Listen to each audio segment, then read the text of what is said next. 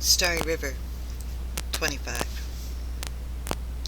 For the next few minutes, Rindy heard only the torrent of curses and swears. The coats on top of him smelled of stale wine, and he felt like a sweltering chicken in a pot. Rindy was almost glad when Lou kicked the coats off of him and propped him up. "Did you know about this poison toad, boy?" he demanded. Rindy's arms were sticky with sweat, and Lou, repulsed, quickly dropped him to the ground. The gag loosened from the perspiration that had coated his face, dropped off, and Rindy was unsure whether he should answer. "Is it true about the toad?" Fing growled. "No," Rindy started. "Don't lie to us," Lou said with a glower. "I mean, no one knows," Rindy said, his mind racing for a lie. What had Pei got him into? The lantern light wavered. Rindy looked at Fing and Lou's faces above him. The sky screeched, and a wave of reckless anger swept over him. "Scum! Both of them! Why not scare them?" "No one knows where or when the toad will come out with its poison. It's like a ghost toad." "Ghost toad?" Lou repeated. "Yes," Rindy said, starting to enjoy himself. Telling stories from Madame Chang had given him good practice. "It's worse than the noxious toad of the Day of Five Poisons. Maybe it's the ghost of the first noxious toad because it appears out of nowhere at any time with red eyes dripping blood." The night sighed, and the light of the lanterns flickered violently. Finn and Ling looked at each other. Rindy continued. This toad's noxious vapor is worse, too," Rindy said, lowering his voice to a hushed whisper. "When it opens its mouth, the room fills with a disgusting, foul smell, and it poisons you until you die a horrible death. You choke, and your skin tightens and turns wrinkled and covered with warts, and your eyes bulge until you're blind, and then you die." Suddenly the flames of the lanterns disappeared, one immediately after the other, leaving the room in a blackness. Lou and Fing gasped in horror, while Rindy, invisible in the dark, smiled with satisfaction. He had been watching the wavering, dying light and had timed his words just right. Fing lit a match. Even in the dim light, Rindy could see his face was white as he reached for the lantern and cursed. "It's out of oil," he spat in angry annoyance. "Maybe it's the noxious toad ghost," Rindy said, trying to keep the amusement out of his voice. "Gag that boy up again," Fing said, glaring. He rummaged in his small bag and then lit a candle. "I don't like this," he grumbled to himself. Lou replaced Rindy's gag, but his eyes watched Fang. "You think we should forget the Duke?" Lou asked.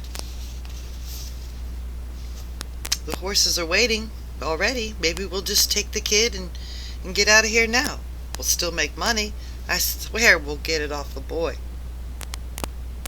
Fing looked at Rindy, the candle flame casting long distorted shadows over him. The wind whimpered in the darkness.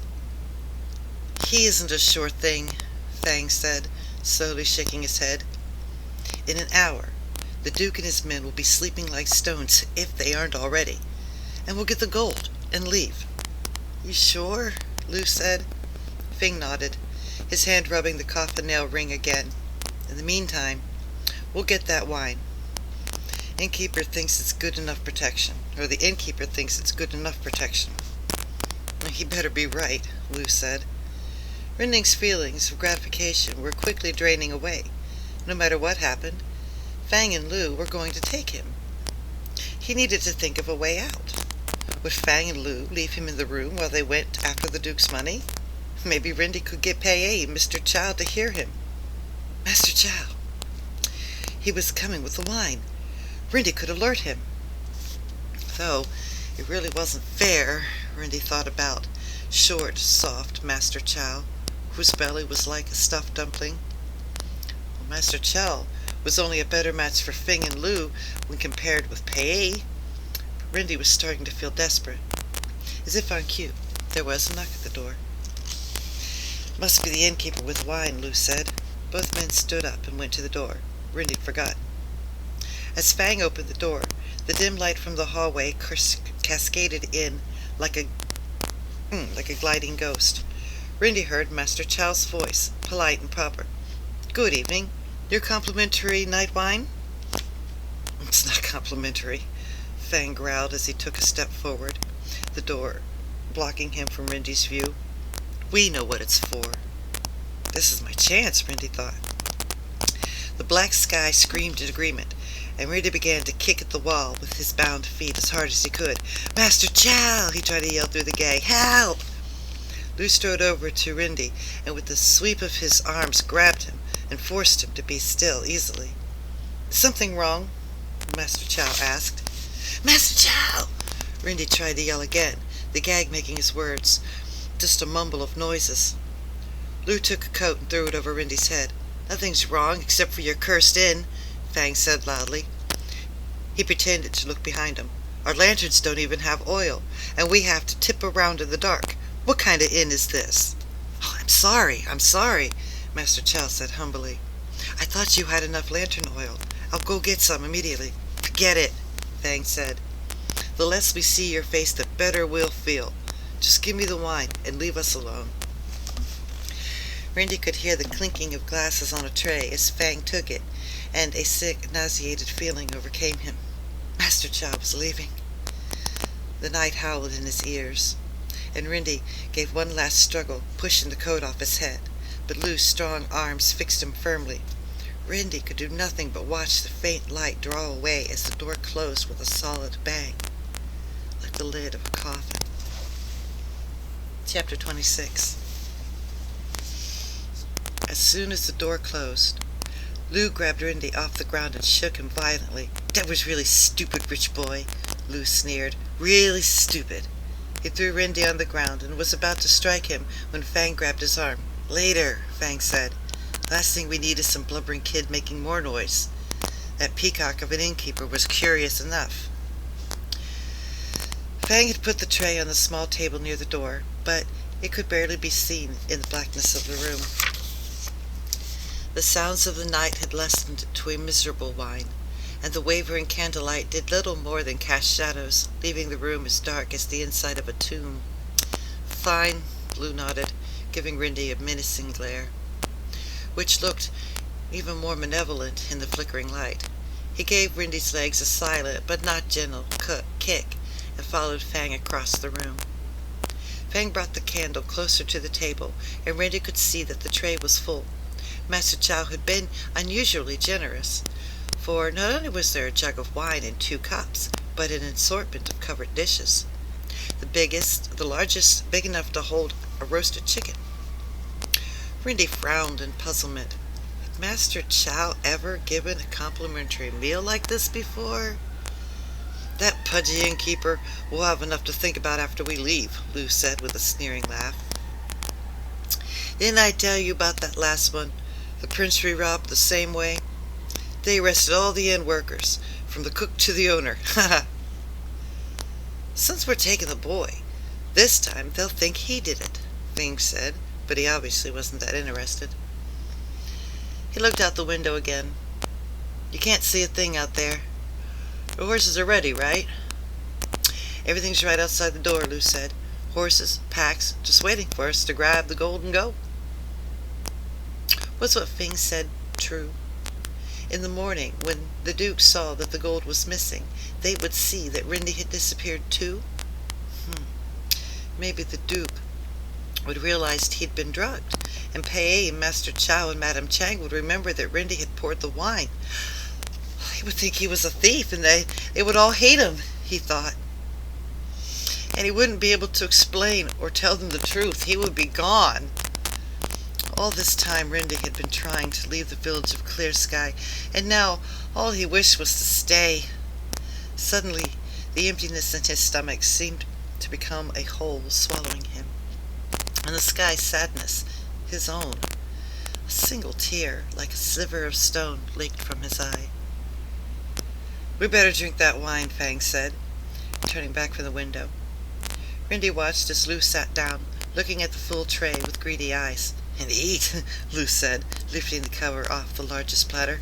"Let's see what the..."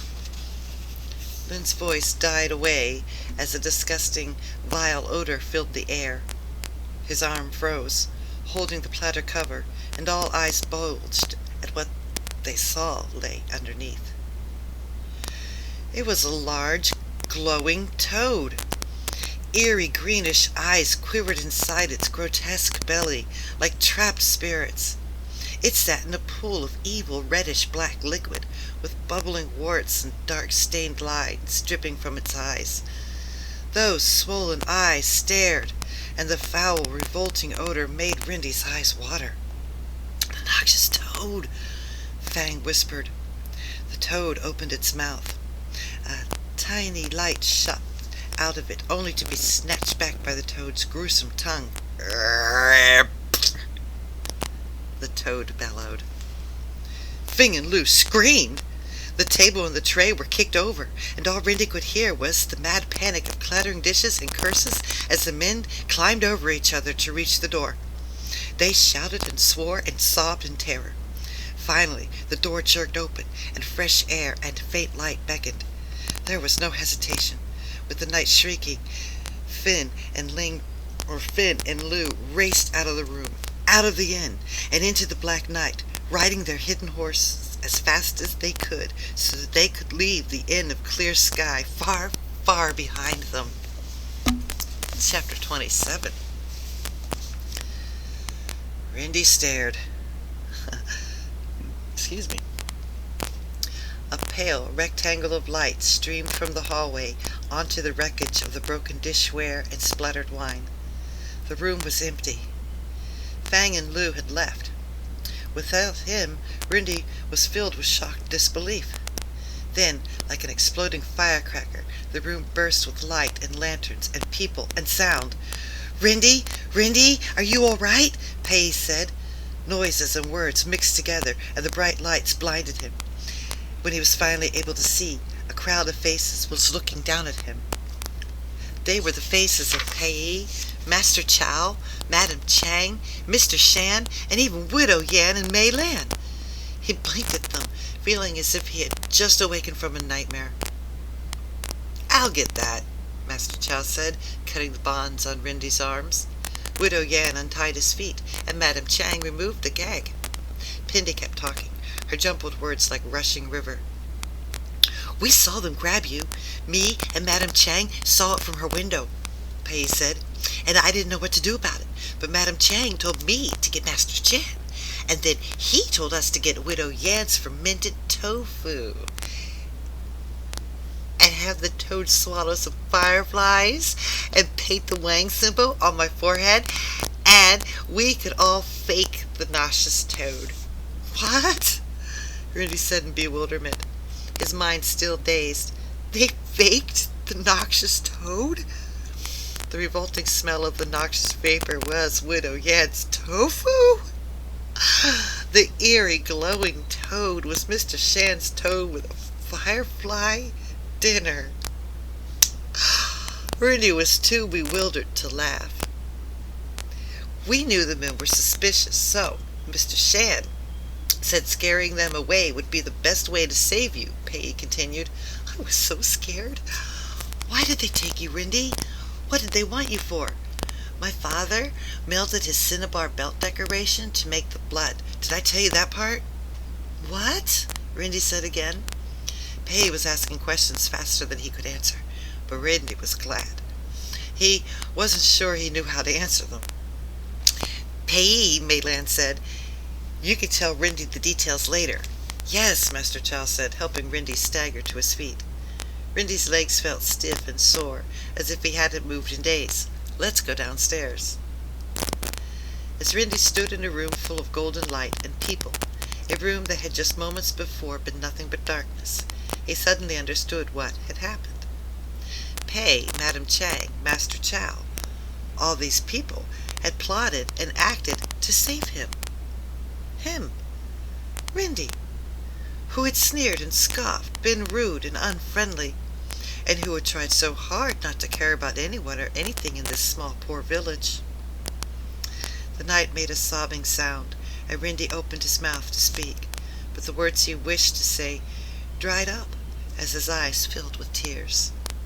He blinked and swallowed, and finally said instead, "Where's the toad?" Mr. Shan was kneeling forlornly over the pile of shattered dishes. His head was bowed as if in mourning, and Rindy felt as if he had swallowed a cold stone. Is the toad? Is it all right?"